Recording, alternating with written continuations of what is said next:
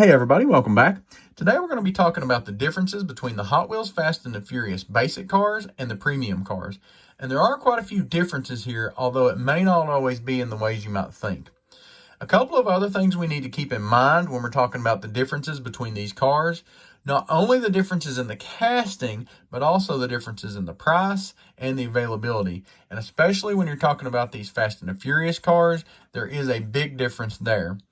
So if you're interested in figuring out how to get these cars or how much they might cost you, be sure to stay tuned closer to the end of the video. We'll talk about that just a little bit more.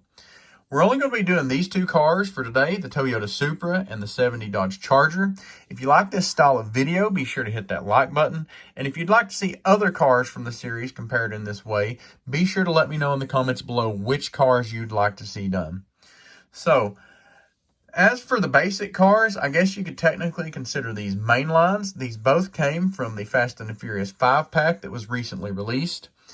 And the other cars, the premiums, are from the Hot Wheels Collector Set, I believe is the official name. And most of you probably know it as the Fast and the Furious Diorama. It's the one that you've seen in the box set with the white Jetta and the Racer's Edge hauler. So we'll go ahead and take a look at the Supra first. Notice on the front end of both of these, there is quite a bit of detail. Of course, the casting on these is pretty much the same, I think. It is metal body. The premium will have a metal base, and the basic has a plastic base. As far as the front end goes, you can see that the grille detail is just a little bit different. And the casting actually looks a little bit different here, and I'm not sure if it's actually cast differently. Honestly, I believe it is. It looks like the grille is a little bit bigger on this basic set, which is really interesting. So I don't know if they've changed that or if over time that's just worn a little bit, but that's quite a bit of difference. Of course, there's a color difference. The premium having the black grille all around, and this one having the body color grille with the vents on the side being black. Headlights are just a little bit different. Initially, I thought I liked the ones on the basic better over here on your left. But the more I've looked at it, I think the ones on the right look a little more subdued and just fit a little more naturally. I've said many times it's hard to get headlights right on this style of car, and it just is what it is without making it an actual insert. Badging up front looks nice with the Toyota symbol. As you can see, there are some more details on the premium car as far as the hood goes, although these are not cast in, they're just stickers.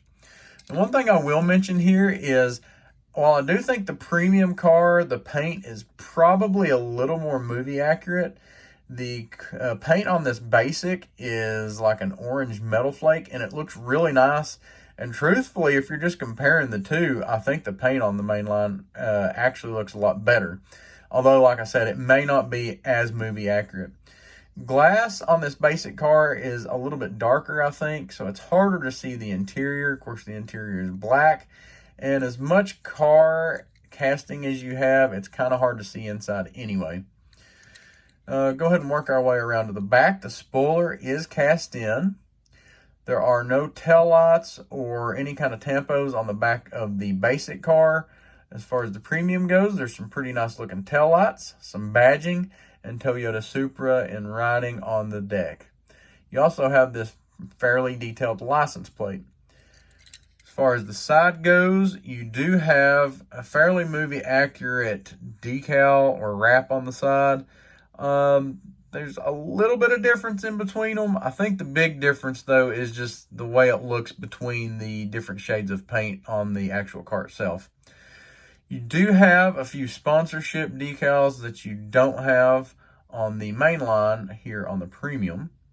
And of course, the wheels are going to be different. You have a basic 5-spoke here on the basic car, and you have this 6-spoke premium with real riders on the premium. As far as movie accurate, the basic may actually be closer. I don't remember what they actually used in the movie, but I was wanting to think it was a 5-spoke wheel. Either way, if we move to the bottom here, you'll see that interestingly enough, the bottom looks the same on both of these. The basic is a plastic base, the premium is a metal base, but they both have the suspension and the drivetrain, drivetrain and exhaust details on the bottom.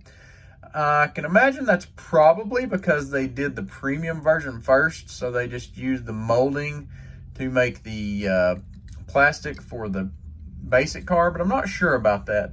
A lot of times on the basic cars, there's not as much detail, or there's just a difference between the two. So pretty interesting there. I think that's mostly it for the difference between these. And as I said, we'll talk about the pricing and availability between these after we get done. Go ahead and take a look at the Charger here. And I will say, this is one of those castings that just, when you pick up the premium version, it just feels pretty heavy in your hand. Of course, right off the bat, you can tell that I believe this is the exact same casting here. I don't really see any differences unless I notice something as we go here. Grille looks the same. Of course, on the premium version, it is painted black. Looks very nice that way. The chrome on the basic doesn't look bad at all.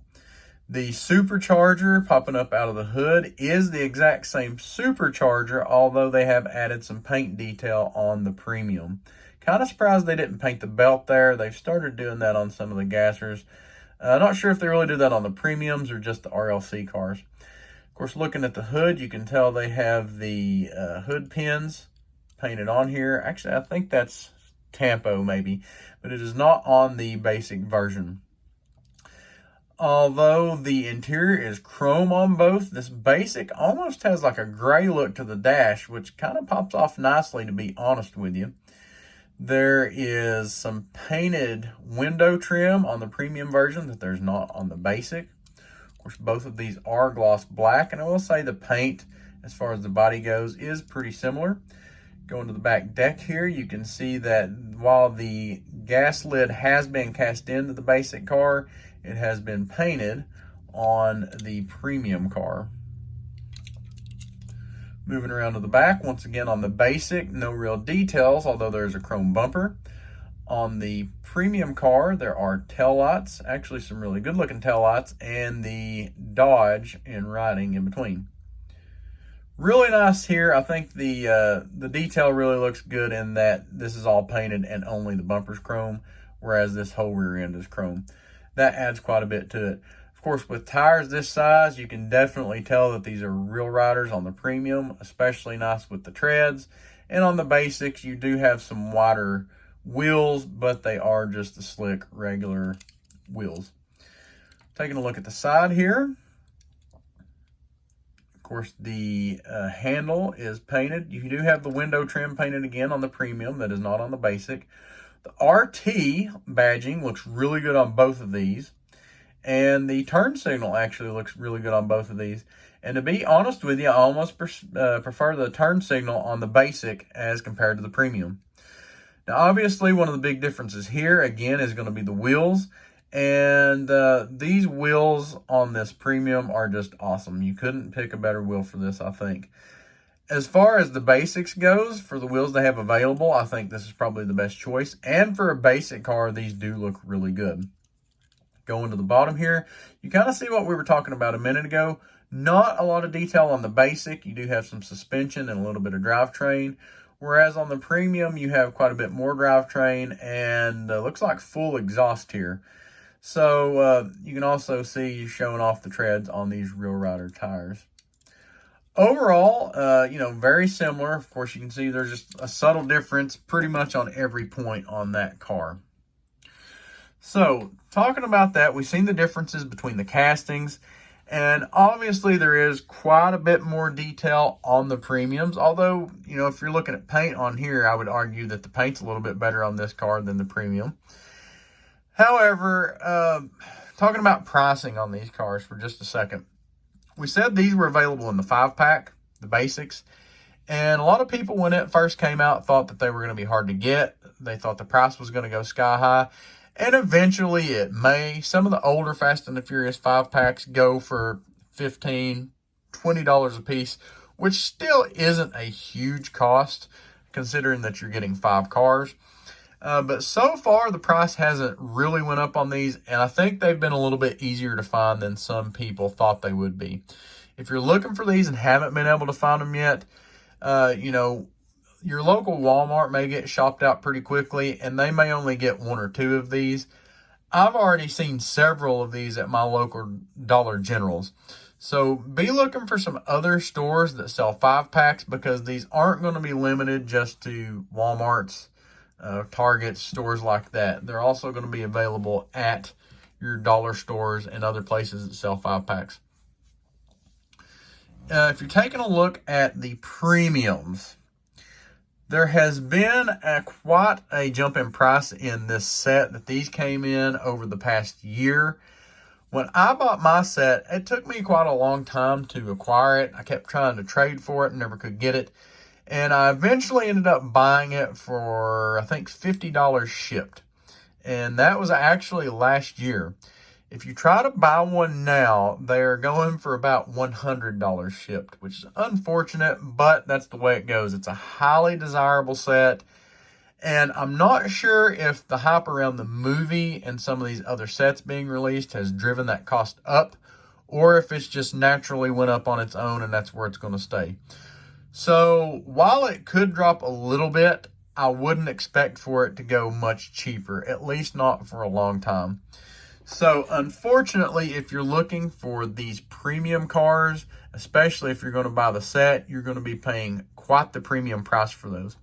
Now, I will say that you can buy these loose on places like eBay, but unfortunately, once again, whereas at one time this Supra was going for around $25 shipped, at least it was when I was shopping for the set, now it looks like they're going for around $45 to $50 loose.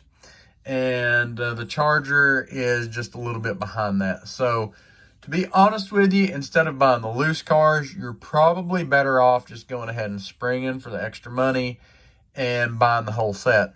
If you just want these two cars out of it, you could probably sell the Jetta alone and make quite a bit of your money back and still be getting these at a discount. That's something that you'll have to look at. But as of the filming of this video, the 5-packs are still available in stores. And a lot of stores, they haven't really hit yet. So depending on where you live, you may be able to find those. At one time, you could get them on Amazon. If they're still available on Amazon, I will leave a link in the description. And, you can still get these even on eBay for not all that much of a cost. So, if you enjoyed the comparison between these cars and you'd like to see other Hot Wheel reviews, be sure to hit that subscribe button.